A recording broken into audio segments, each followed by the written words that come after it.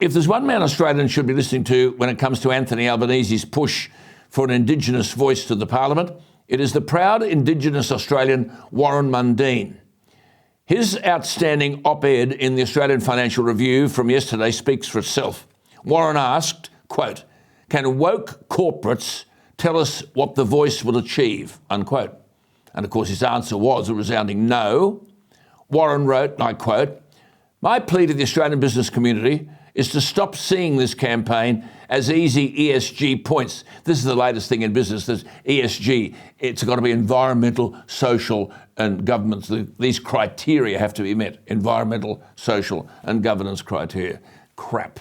It's crap. But as Warren said, sit down with Indigenous people. This is a corporate Australia. He said, sit down with Indigenous people who oppose it and try to understand why.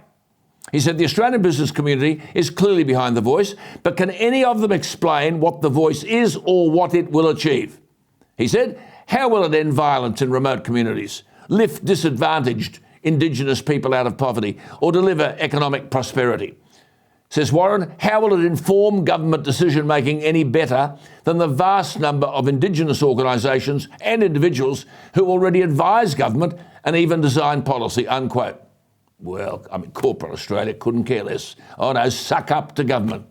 Well, Warren, as I have often said, it won't achieve any of those things.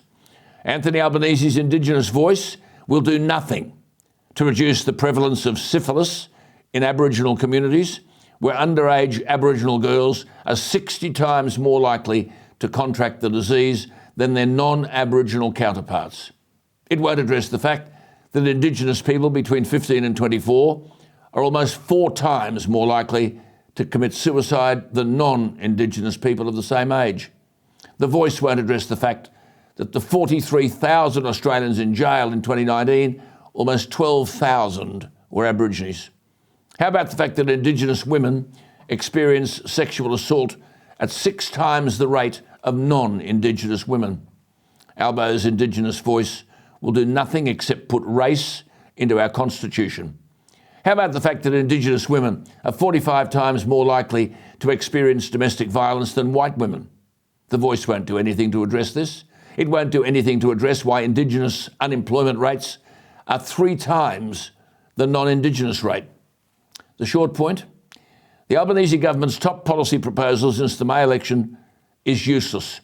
It won't help our Indigenous brothers and sisters who are struggling, and it is distracting the country from the real issues we are facing at the moment. You think about it.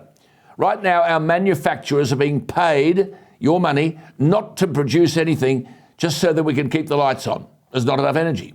Power prices have risen by 890% in the last 18 years. The Chinese are trying to build military bases a few thousand kilometres from our shores. Our farmers are going broke due to skyrocketing fertiliser prices because, of course, fertiliser is a product of fossil fuels. Rising interest rates and inflation are sending hundreds of thousands of households broke. And the best our new Prime Minister can come up with is a pathetic virtue signal that will do nothing to help ordinary, hard-working Australians. Well, that's it from me tonight. Thank you for your company. Fred Paul is up next. Sadly, no program tomorrow night. We must honour the Prime Minister's granting of a national day of mourning. Though, as you know, I would have preferred to honour the memory of a very hard-working Queen Elizabeth by working hard tomorrow. But that's not to be.